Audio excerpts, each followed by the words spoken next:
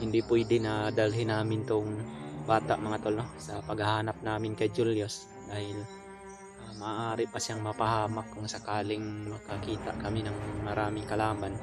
Pag makababa kami mga tol, makadala kami ng pagkain, ay aakyat din kami agad mga tol para tulungan si Brad Julius mga tol.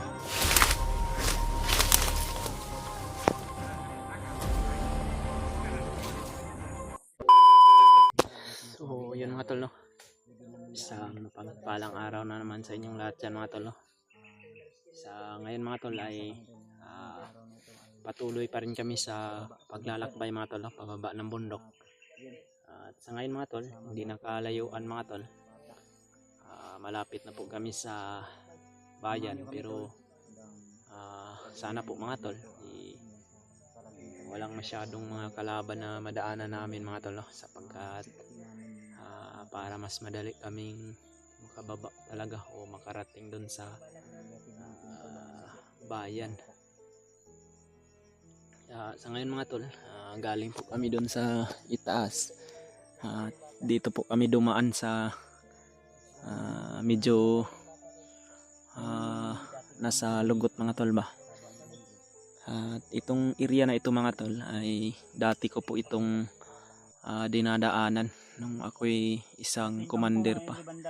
Noon Brad, may kampo kami dito. Diyan na sa ilalim niyan ba ng puno ba? Lumboy kasi ito. Ito yung tinatawag namin noon na Bugtong Lumboy. Kampo namin sa Bugtong Lumboy. Sa unahan ito Brad, may maliit dyan na sapa. Ilog. Diyan yung pinakamabisang daan na shortcut ba para mas madali tayong makarating doon sa kwan. Kasama pa rin namin si Brad Remart mga tol. Doon po si Brad Remart, si Kuya Buds, at yung bata. Nagpapahinga muna kami saglit mga tol, no, sapagkat ito yung Bugtong Lumboy. Kung tawagin namin noon ay doon sa kampo sa Bugtong Lumboy. Yung puno na yan mga tol ay napakatagal ng panahon na kuwan yan. Kinakain pa namin yung bunga niya noon nung mamunga yan mga tol, dahil makain po kasi ang bunga niya yan, yung kulay violet kung mahinog na. Purple. Pero ngayon wala nang bunga. Yan. Pinadala ng kung sakaling makababa kami mga tol, no, may hatid namin tong bata ay babalik din kami ng bundok mga tol, dahil sabi nga nila Kuya Buds mga tol, Brad Remart, pati ako na rin mga tol, yun din po yung plano namin na hindi pwede na dalhin namin tong bata mga tol, no, sa paghahanap namin kay Julius dahil maaari pa siyang mapahamak kung sakaling makakita kami ng maraming kalaban. Kaya ang pinakamabisang paraan talaga mga tol para hindi siya madamay sa gulo, ibaba talaga namin siya mga tol, no, at sa uli sa kanyang mga magulang, dahil alam na natin mga tol na naghahanap din yung mga magulang niya sa kanya ngayon. Alam naman namin mga tol na kailangan talaga ng tulong ni Brad Julius, pero intindihin nyo lang muna kami mga tol, no, sapagkat kailangan din na maligtas tong bata sa pagbaba, dahil hindi rin pwede na hindi namin to ibaba mga tol, no. Pag makababa kami mga tol, makadala kami ng pagkain, ay aakyat din kami agad mga tol para tulungan si Brad Julius mga tol.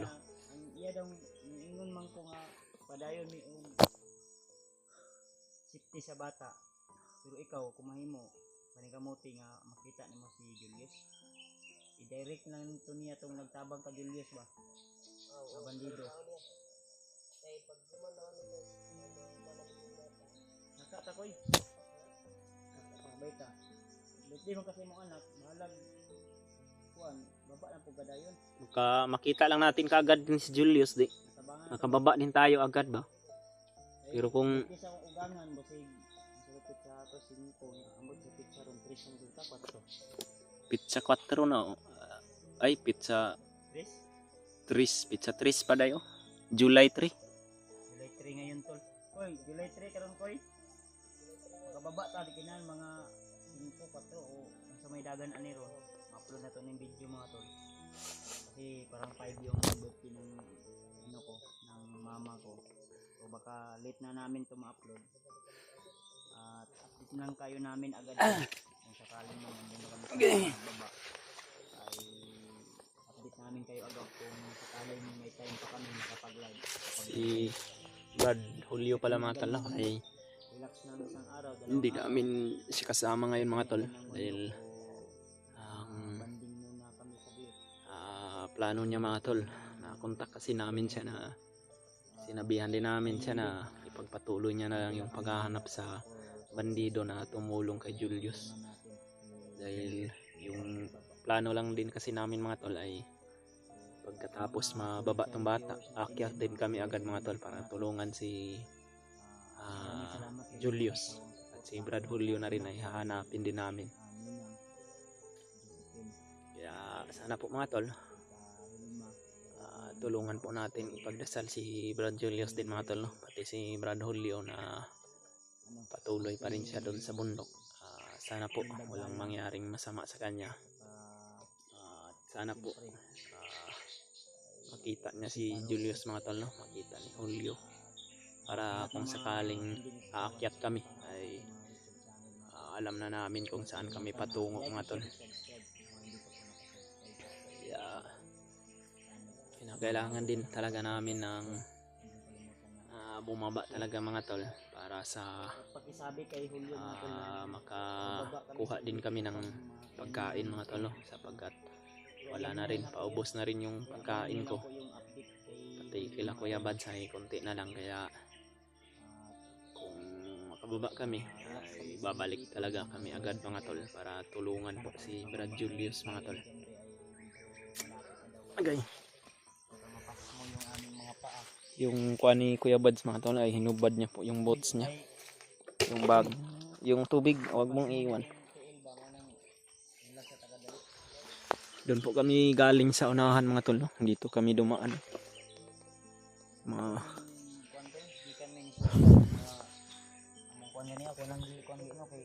Dito ko talaga sa planong dumaan mga tol, sapagkat itong kampo na ito ay matagal na din itong abandonado na itong area na ito. Sa katunayan mga tol, itong area na ito nung ako pa isang commander ay puno pa ito ng pananim mga tol, no? May mga puno ng niyog, puno ng saging, at ako po yung namumuno dito noon mga tol. Pero sa ngayon ng bagong buhay na tayo ay wala na. Kung makikita nyo mga tol, puro damo-damo na yun, pero may mga naiwan pang saging mga tol, you know. Mayroon ding mga puno ng niyog na mga naiwan pa pero wala na. Inumapermi yun ng bata o nandyan, may tubig siyang dala Brad. Bata pa inumapermi pa din. Dahil nagsakit din tiyan na nagabi. nagguan dahil Kalibanga ni sa tanan. Inom, wala na hanad tiyan ba. Biscuit rin taon. Naman ta kay pukul man ta bisag unsa. Hindi kasi kami pwedeng makapagsaing mga tol para kung kuan na ni. Wala, last na lang po ito atong gikaon gabi. Wala na pong bigas, wala na rin bigas. Kaya kailangan talaga din na bababa mga tol. Pugyat parang ubos na yung lakas ko mga tol. Kaya sabi ko nga ka dyan re, kung sakaling makababa tayo o kita 3, 4, 5 baka sama kami ba, maghumol kami ng tubig dagat condition din after makaligo bukas o akit kami agad para matulungan agad natin si Janre. Si Julius? Si Julius. Pati si Brad Julio din? Si Julio. Dahil ang sabi namin kay Julio ay mas anuhin mo yung taong gustong tumulong kay Julius para makontak mo. Dahil subukan din namin makontak. Ang problema mahirap to dahil lalo na pag ito yung sitwasyon sobrang critical technical at delikado yung Gaya nitong nilakbay namin ngayon mga tol. Lugot signal, ito. pero wala. At mahirap talaga makapaghanap ng magandang signal. So, shoutout na lang po sa iyo ate sa yung nagbigay ng load sa iyo, Koy. Nagbigay din sa akin ng load. Salamat po sa binigay po na load. Makapag-update din tayo sa inyo natin. Na. Abangan nyo lang po yung mga video na i-upload namin. Tayo ka muna dyan. Video na hindi pa na-upload. Hindi pwede na yung mga video namin i-upload agad. Kung may naisip man namin ma-upload, hindi din na ma-upload agad dahil wala yung signal at mahirap na kapag signal din mga to. Ako nang kuha ang dalawa. Ada rin napampu yang bag diri. Tuloy ko, Bradley.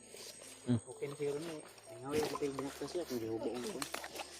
Lisod bakilid gud mo init ang sapatos basta bakilid. Okay. Kasulot ng gani niyo. Pero dalaga ko ni. Tara. Dalaga ko ni Lord. Ako nagchanilas na nga din ako dahil yung sapatos na nagay ko sa bag. Ha? Oh, wala man tayo pwede giyan kanira mang lugot. Ito yung puno na sinasabi niya na Lumboy na. lumboy, buktong lumboy at Napakatagal ng panahon ito mga tol. dati daw may mga pinaslang sila dito na dito sinabit yung mga ulo. Kasulukuyan nga may parang bungo pa doon sa ibabaw. Ito, mayroon pang ang scene dito na do. May mga scene pa. May bungo, murag may bungo sa ibabaw, brad. Kuan yan sa palatandaan niya na kay bagnot pa itong kuan na ito. Diyan tayo. Nandahan lang ha. Ambak.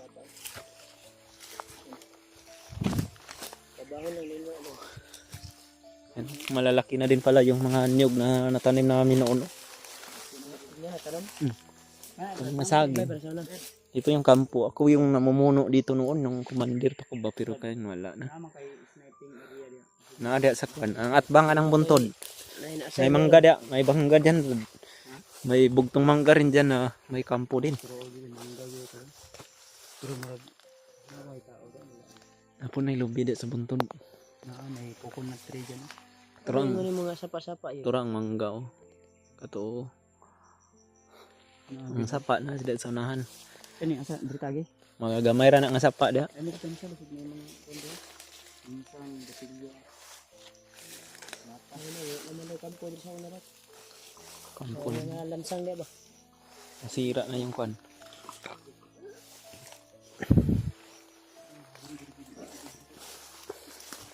Di. Pero kadalasan, kahit ngayon siguro, kung may mga swito dito na mga bandido, dito rin dumadaan siguro sila ba kung bababa dahil napakadali itong daanan kung bababa tayo kanang bundok. Ito yung madaling daanan. Ito mo ba yan? Kabami. Mira. Ako'y dalawian ni Bi. Magduha na dong.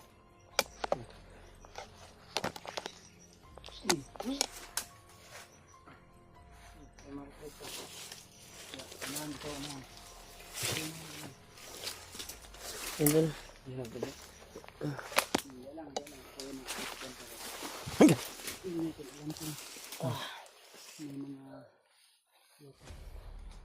Nakaabang dyan.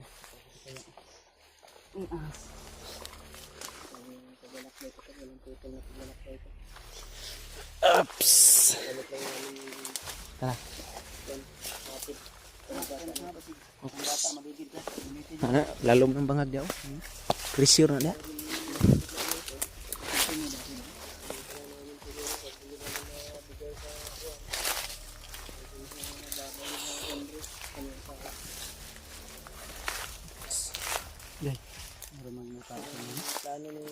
Uy. Sa tabi yan ng ilong kan. Sa tabla? Sa tabla? Bandido. Bandido? Tao man. Di man kayo maklaro. Napasalayo. May bandido sila nakikita ito. Parang tao. Sa ibaba daw. Kumpiyansa dyan sa gilid, brad, ha? Malalim yan masyado dyan.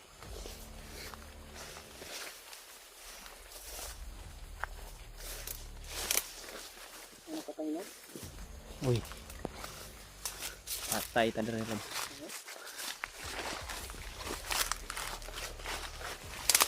Sama ni.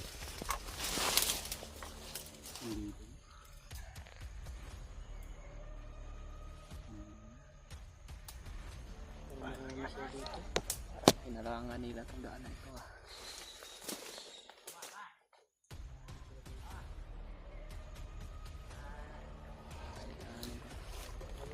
Wala tayo lain. Ay, bababa din sila.